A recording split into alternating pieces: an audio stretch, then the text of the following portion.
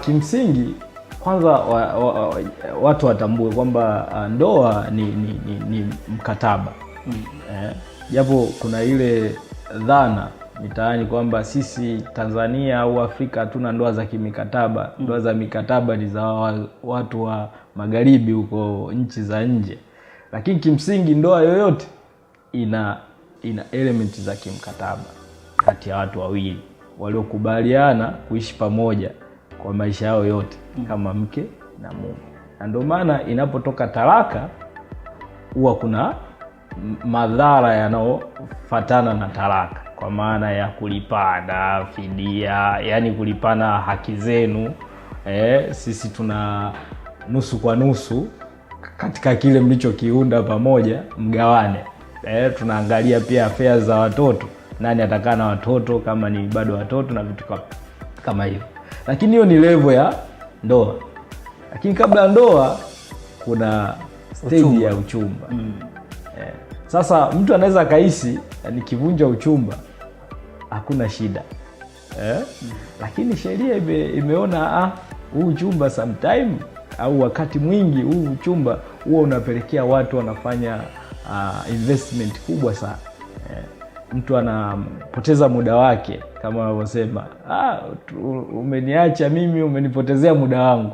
Sasa vitu kama vile vinapelekea mtu kudai fidia. Mwingine alitumia gharama nyingi.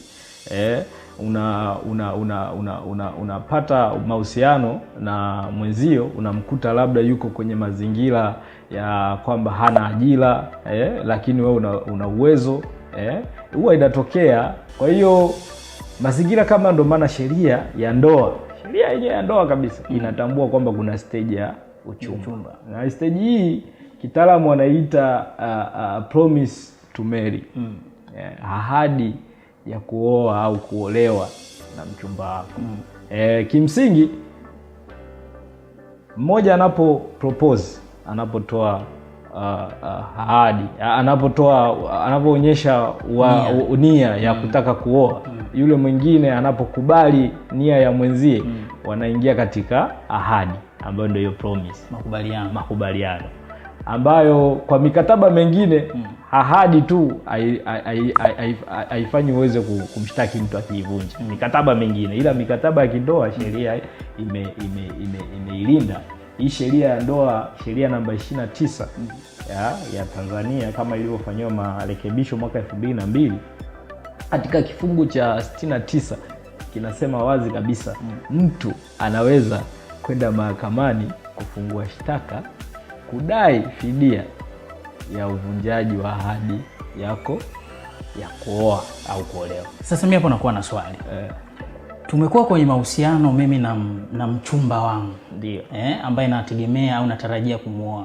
Lakini ikatokea sintofahamu, kwa maana labda jambo likatokea ambalo linanionyesha kwamba huyu sio mtu sahihi. Kama yeye amekupelekea wewe kuvunja ahadi na umeona una vigezo vya msingi kabisa kuvunja hii ahadi, sheria inamlinda yule uliyevunjia ahadi yake kama aliingia gharama yoyote kwa sababu ya ahadi yako. Kwa hiyo kama hakuna gharama yoyote ambayo ameingia kwangu, nikivunja uchumba ni sahihi. Ni sahihi.